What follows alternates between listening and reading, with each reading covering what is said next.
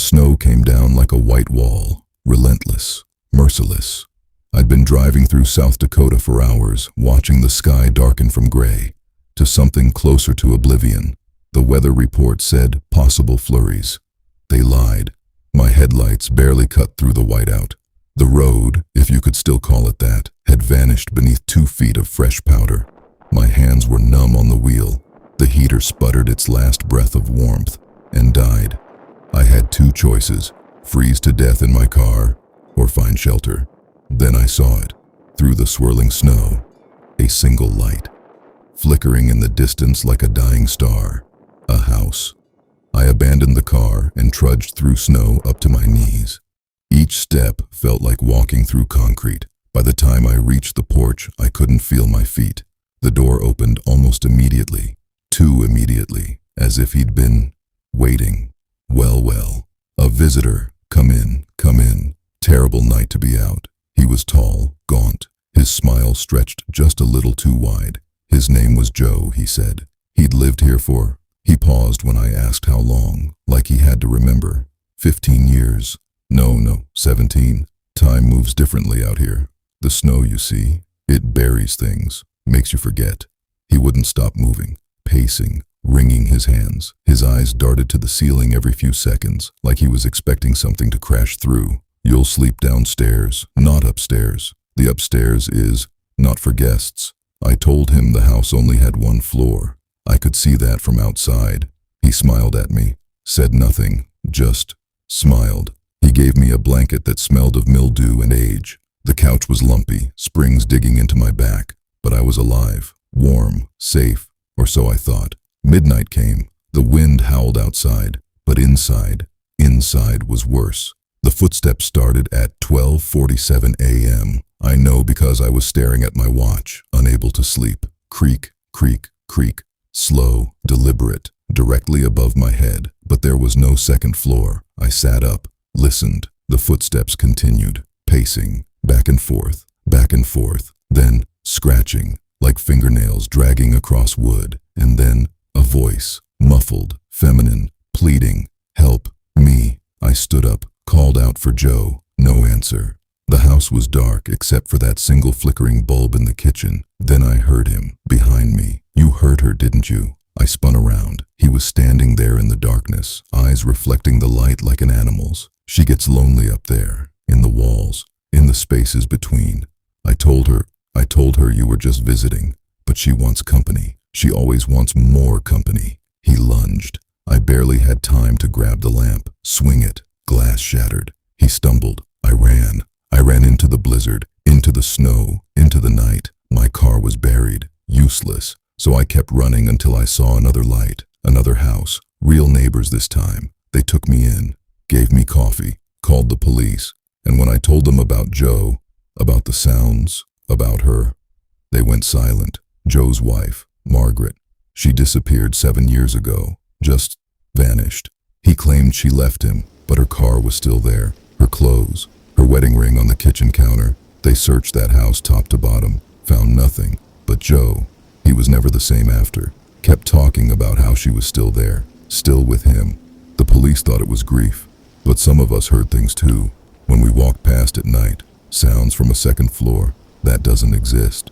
They say, the worst storms don't just bring snow. Sometimes, they bring something else. Something that shouldn't be there. Something that watches and waits. The blizzard came without warning. Upstate New York, February. The kind of night where the wind doesn't just howl, it screams. I was alone in the house when I heard it. 3 knocks, slow, deliberate, patient. Through the frosted window, a silhouette, a man, standing perfectly still in the raging storm. His voice was calm, too calm. "My car, it's stuck in the snow. I need help." A reasonable request, a neighbor in need. But something felt wrong. I opened the door just a crack. The cold rushed in like a living thing. And that's when I saw them. His boots, completely clean. Not a single trace of snow, not a drop of water, not even a speck of mud, as if he'd never walked through the storm at all, as if he'd never walked through anything. The blizzard raged behind him, 2 feet of snow already on the ground, but his boots, pristine. My blood ran cold. I told him to wait, locked the door, my hands shaking. I dialed 911. There's a man at my door. Something's not right. His boots, they're clean. In this storm, they're clean. The dispatcher's voice, stay inside. Officers are on the way. I moved to the window. He was still there, standing in the exact same spot, not shivering, not moving, just watching the door, waiting. Red and blue lights cut through the white darkness. The officers arrived, flashlights sweeping across the yard. I watched from inside as they approached the spot where he'd been standing. But he was gone. The officers circled the house, checked the perimeter, and then they found them. Footprints, leading to my front door. But here's what made my heart stop. The footprints ended at my doorstep. There were no footprints leading away. None. It was as if he'd simply vanished. The police searched the property, found nothing. They told me I was safe, told me to lock up tight. But as their cruiser pulled away, I saw it. The kitchen window, muddy handprints, fresh, wet, smearing down the glass from the inside. Someone had been touching that window.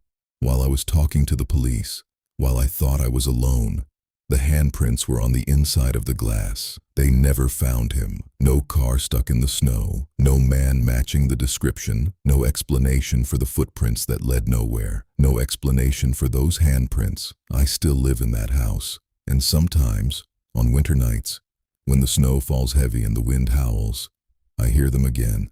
3 knocks, slow, deliberate, patient, and I wonder, if I look through the window this time, will those boots still be clean? I'm a professional skier. Backcountry is my territory. I know these mountains like I know my own heartbeat. So when the forecast called for light snow that February morning, I didn't hesitate. I should have. The weather turned. What started as gentle flakes became a wall of white. Visibility dropped to nothing. And that's when I heard it. The sound no skier ever wants to hear. The mountain was moving. The avalanche hit like a freight train, tons of snow swallowing everything. I tumbled, spun, lost all sense of up or down. When it finally stopped, silence, complete, suffocating, silence. I was alive, barely, but my leg, something was wrong, very wrong. Every movement sent lightning through my body. I was miles from help. The blizzard was getting worse, and I was alone, or so I thought. Through the swirling snow I saw a shape, a figure, another skier. He appeared like a ghost materializing from the storm itself. No sound, no warning, just there. He didn't speak much, just nodded and helped me up. His grip was cold, so cold, but firm, real. We descended together, slowly. The pain in my leg was excruciating, but he kept me moving, kept me alive. Then he said something strange. Feels good to move again. I hadn't used my legs in a long time. I didn't understand, didn't ask. I was too focused on survival, too focused on getting down. The wind howled, snow stung my face. I closed my eyes, just for a second, just 1 second. When I opened them, he was gone. I spun around, called out, nothing, no response, no tracks. The snow behind me was untouched, perfect, undisturbed, as if no one had been there at all, as if I had descended alone.